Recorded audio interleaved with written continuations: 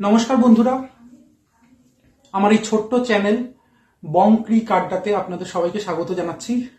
তো আজকে আমরা আলোচনা করব আমাদের প্রিয় দল, বাংলার প্রিয় দল আইপিএল এর কেকেআর এর টিম সিলেকশন নিয়ে। এখন রিটেনশন লিস্ট সবার বেরিয়ে গেছে। তো কেকেআর মোটামুটি 10 জন প্লেয়ারকে ছেড়েছে। তো আমরা প্রথমে টিমের রিলিজ নিয়ে আলোচনা করব, তারপরে রিটেনশন নিয়ে আলোচনা করব, এবং তারপরে আমরা কেকেআর কাকে কাকে ট্রাই করা উচিত, কেকেআর কাকে কাকে ট্রাই করতে পারে সম্ভবত, এবং কাকে কাকে ট্রাই করলে কাকে কাকে ট্রাই করাটা আবশ্যক বলবো না, মানে কেকেআর এর ঘরানার পক্ষে যায়, সেটা নিয়ে আমরা আলোচনা করব। তো সবার ফার্স্টে আমরা আলোচনা করছি কেকেআর এর রিলিজ নিয়ে। ফার্স্টে যেটা অ্যাজ এক্সপেক্টেড ভেঙ্কটেশ আয়ারকে রিলিজ করা হয়েছে 24 কোটি 23.75 ক্রোর পার্স খালি হয়েছে। তারপরে হচ্ছে আন্দ্রে রাসেলকে রিলিজ করা হয়েছে কারণ গত 3 বছর ধরে আন্দ্রে রাসেলের পোটেনশিয়াল অনুযায়ী আন্দ্রে রাসেলকে ইউজ করা যায়নি, এবং কিছুটা ইউজ করা যায়নি, আর কিছুটা আন্দ্রে রাসেলকে যতটুকু জায়গা দেওয়া গেছে সেটার প্রতিদান আন্দ্রে রাসেল দিতে পারেনি। 2024 সালে as a bowler Andre Russell কিন্তু সফল ছিল, ব্যাটসম্যান হিসেবে নয়। কেকেআর এর ওই পজিশনে কিন্তু কেকেআর এর একজন ফিনিশার দরকার। সেই হিসাবে দেখতে গেলে 2024-2025 আন্দ্রে রাসেলের ব্যাট থেকে কিছু পাওয়া যায়নি, এবং আন্দ্রে রাসেলের বয়সটাও আন্দ্রে রাসেলের বিপক্ষে যাচ্ছে। 37 বছর বয়স হয়ে গেছে। তো আন্দ্রে রাসেলকে ছেড়ে দেওয়াটা আমার মনে হয় সঠিক সিদ্ধান্ত। 12 কোটি বা 13 কোটি যাই হোক যেটা ছিল, সেই দিয়ে আন্দ্রে রাসেলকে ধরে রাখার কোনো মানে আমার মনে হয় হচ্ছে না। তো যাই হোক, আন্দ্রে রাসেলকে ছেড়ে দেওয়া হয়েছে। এবং কলকাতার যে গত বছর যে দুজন পেসার নিয়েছিল, এনরিক নোকিয়া এবং স্পেন্সার জনসন, এই দুজন, প্রথমে এনরিক নোকিয়ার কথায় আসি, চোটপ্রবণ প্লেয়ার, যে কবে চোট থাকবে না সেটাই একটা খুব আলোচনার বিষয়। আর স্পেন্সার জনসন, ওকে নিয়ে প্রচুর আলোচনা হয়েছিল গত বছর, যে কিন্তু মাঠে দেখা গেছে যে মিশেল স্টার্কের রেপ্লিকা বলা হচ্ছিল, কিন্তু আদতে মিশেল স্টার্কের ধারে কাছে এখন অব্দি পৌঁছতে পারেনি, সেই মানের নয়। তো সেই বেসিসে দেখতে গেলে স্পেন্সার জনসন এবং এনরিক নোকিয়াকে ছেড়ে দেওয়াটা সঠিক সিদ্ধান্ত। এবং উইকেট কিপিং, যেটা কেকেআর এর বরাবরের সমস্যা ছিল, একজন উইকেট কিপিং নিয়ে নয়, বেসিক্যালি প্রত্যেকটা আইপিএল টিমের একজন করে উইকেট কিপার ব্যাটসম্যান রয়েছে, যারা হয় ওপেনিং এ নেমে ঝড় তুলছে, নয়তো ওপেনিং এ সলিডিটি দিচ্ছে। সেই হিসাবে দেখতে গেলে ডিকক এবং গুরবাজ যথেষ্ট ওভার রেটেড। গুরবাজকে নিয়ে আমাদের কি বলবো, আশাভঙ্গ হওয়ার যথেষ্ট কারণ আছে সেই হিসাবে দেখতে গেলে। এবং ডিককের কাছ থেকে যে সলিডিটিটা এক্সপেক্ট করা হয়েছিল সেটা সে দিতে ব্যর্থ, একটা বা দুটো ম্যাচ বাদ দিয়ে 14টা ম্যাচের মধ্যে। তো সেই হিসাবে দেখতে গেলে দুজনকে ছাড়াটা সঠিক সিদ্ধান্ত।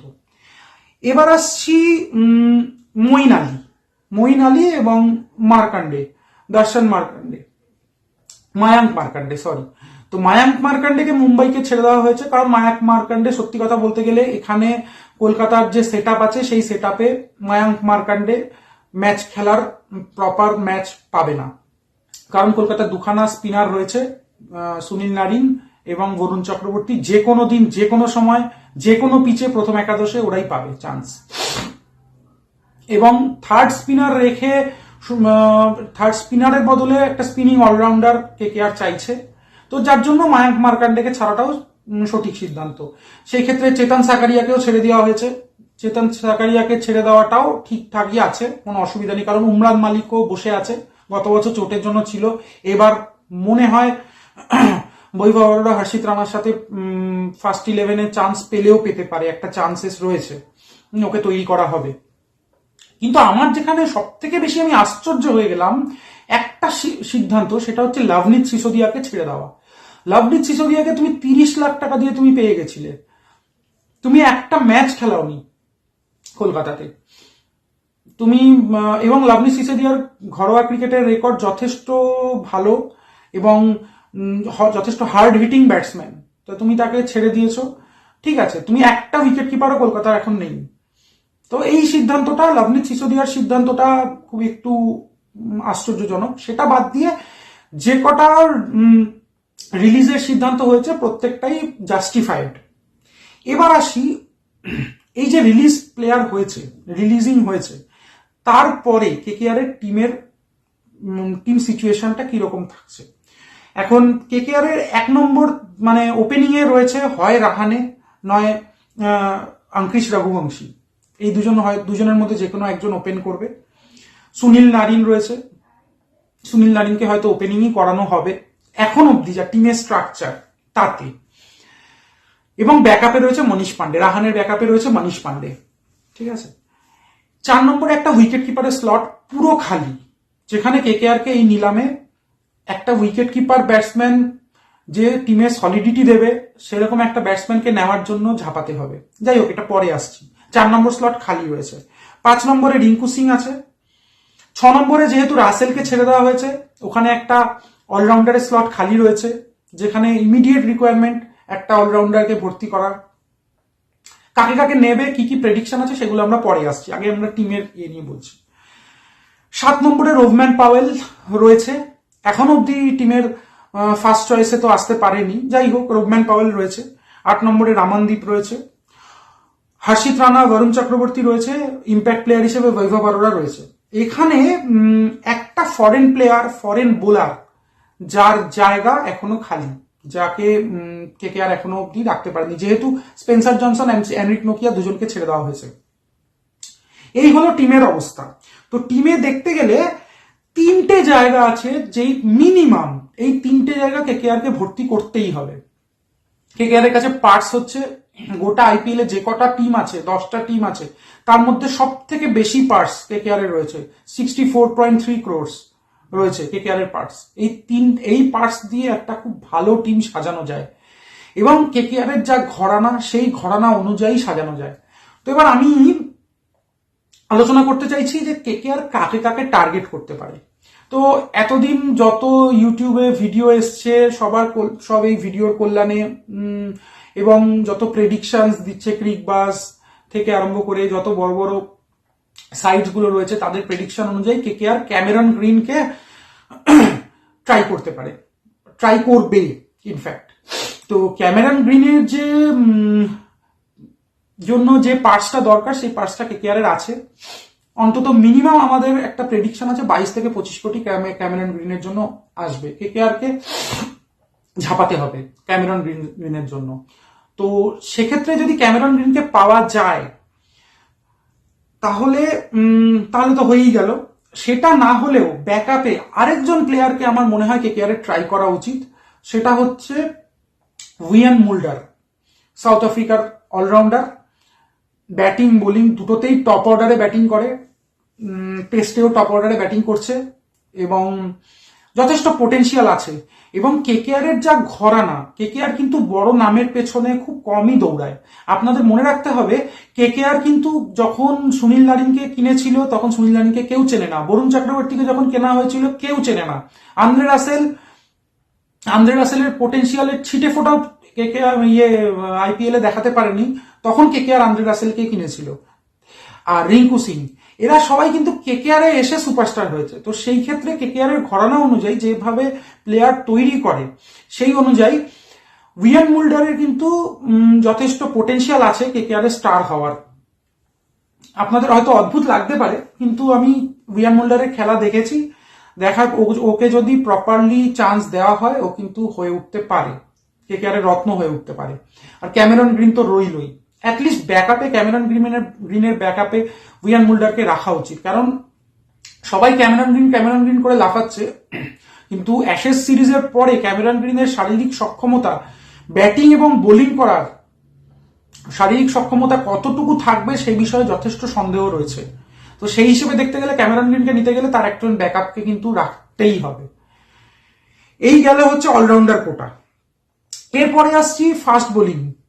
কেকেআর এর এখন কোচিং স্টাফে কিন্তু অনেক চেঞ্জেস এসছে গত বছরের থেকে। চন্দ্রকান্ত পণ্ডিত সরে গেছে, ডোয়েন ব্র্যাভো রয়েছে, এবং Abhishek Nayar as a batting coach, main coach হিসেবে চলে এসছে। এবং সব থেকে যেটা গুরুত্বপূর্ণ ব্যাপার, কেকেআর এর বোলিং কোচের হিসেবে টিম সাউদি এসছে। তো সেই হিসেবে যদি ধরি, দুজন বোলার আছে ফরেন পেস বোলার, একটা হচ্ছে ম্যাট হেনরি, একটা হচ্ছে উইলিয়াম ওরুক, দুজনেই নিউজিল্যান্ডের। কেকেআর এর বোলিং কোচও নিউজিল্যান্ডের। সেই হিসেবে কেকেআর আমার মনে হয় এই দুজনের পিছনে ঝাঁপাবে বা ঝাঁপানো উচিত, উইলিয়াম ওরুক আর ম্যাট হেনরি। এদের টি-20 পরিসংখ্যান যথেষ্ট ভালো এবং এদের একটা বোলিং পেস বোলিং অ্যাটাককে লিড করার মতন যথেষ্ট ক্ষমতা রয়েছে। হ্যাঁ, হয়তো যথেষ্ট বড় নাম নয়, কিন্তু as a potential is concern এদের যথেষ্ট পোটেনশিয়াল আছে। অ্যাটলিস্ট এনরিক নোকিয়া আর স্পেন্সার জনসনের থেকে তো অনেক ভালো পোটেনশিয়াল আছে বলে মনে করি। এই একটা রয়েছে।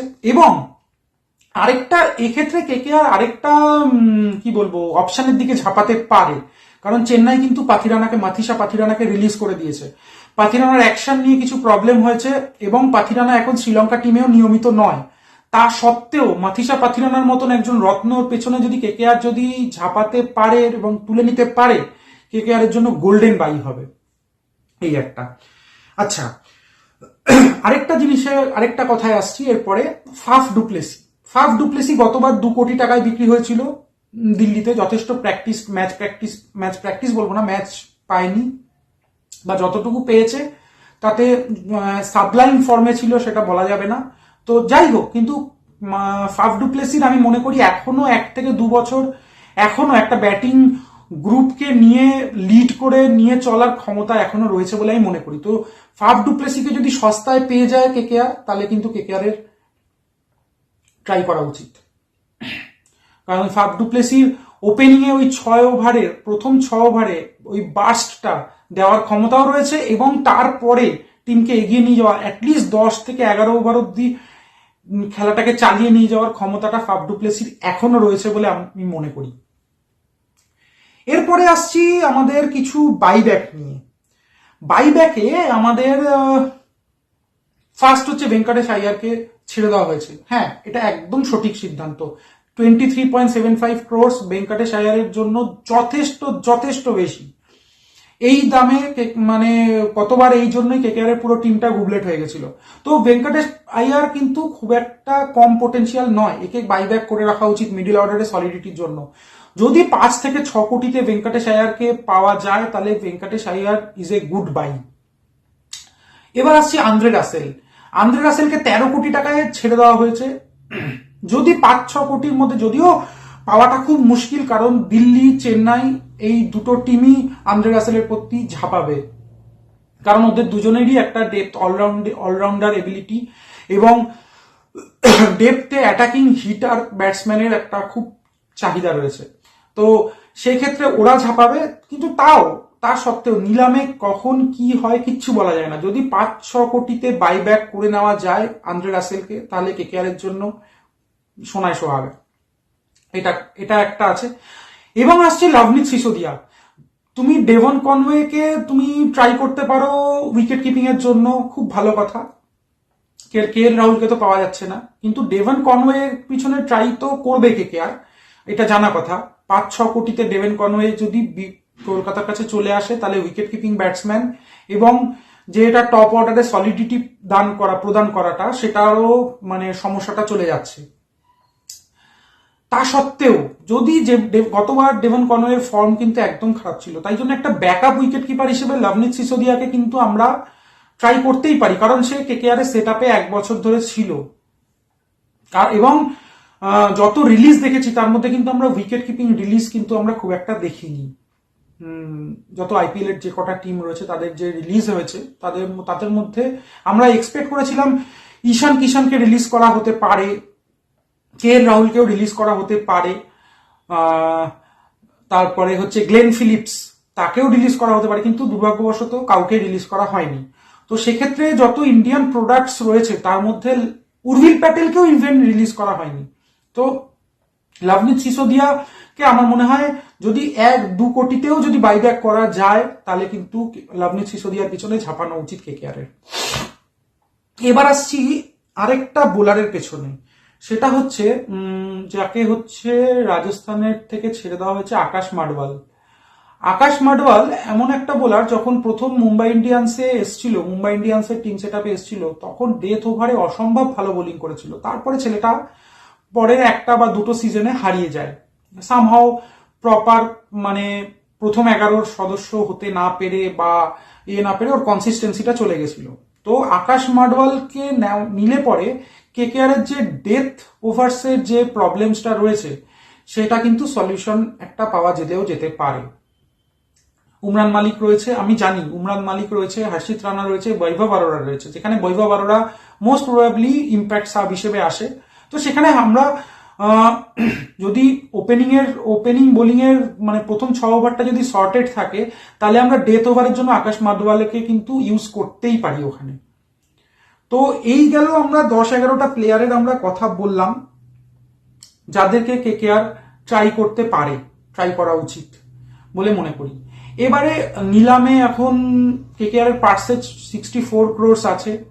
64 ক্রোর্স মানে অনেক টাকা। যদি একটু বিচার বিবেচনা করে তৈরি করা যায়, তাহলে 3টে পজিশন তো ফিল আপ হয়ে যাবেই, এবং তারপরে ব্যাকআপের জন্য প্লেয়ার যথেষ্ট রেডি করে নেওয়া যাবে। কিন্তু আমার মনে হয় এই যে 3টে পজিশন, একটা হচ্ছে উইকেট কিপার, একটা হচ্ছে অলরাউন্ডার এবং একটা হচ্ছে ফরেন পেসার, এদের পেছনে কেকেআর কে কিন্তু জান প্রাণ দিয়ে ঝাঁপিয়ে পড়তে হবে। একটা একটা করে প্লেয়ার, 3টে প্লেয়ার ফার্স্ট, যে 3টে প্লেয়ার তোমার ফার্স্ট 11-এ খেলবে, তাদের পিছনে অল আউট ঝাঁপানো উচিত।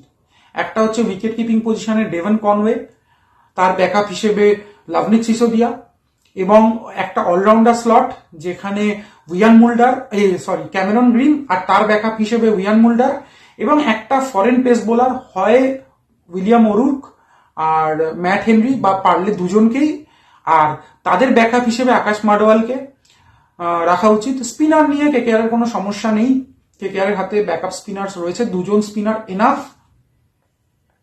আর এই হলো, তাহলে 10জন যদি 10টা প্লেয়ার যদি নেওয়া যায়, কেকেআর এর টিমটা কিন্তু সেট আপে দাঁড়িয়ে যাবে। তো এই হলো আমাদের কেকেআর এর টিম সিলেকশন নিয়ে আলোচনা। কি করবে সেটা আগামী নিলামে দেখা যাবে, আবুধাবিতে আমরা দেখতে পাবো। সেই নিয়ে তখন আমরা আরেকবার আলোচনা করব এগুলো নিয়ে।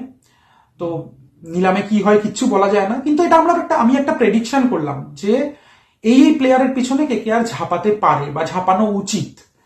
তো আপনারা সবাই ভালো থাকবেন। কে কি মনে করছেন, কাকে আরো কোনো প্লেয়ার বাদ চলে গেল কিনা যাকে আমরা মানে কেকেআর এর সেট আপে দেখতে পছন্দ করতে পারি, হ্যাঁ, এটা নিয়ে একটু কমেন্টসে জানাবেন। তো আপনারা কমেন্টস করলে আমারও ভালো লাগে, আমারও নিজেকে এনরিচ করতে পারবো। আর ভিডিওটা ভালো লাগলে লাইকস করবেন এবং শেয়ার করে কিছু মানুষকে ছড়িয়ে দিলে ভিডিওটার রিচটা আরো বাড়বে। এই ছিল আমার আজকের বক্তব্য। আপনারা সবাই ভালো থাকবেন। নমস্কার।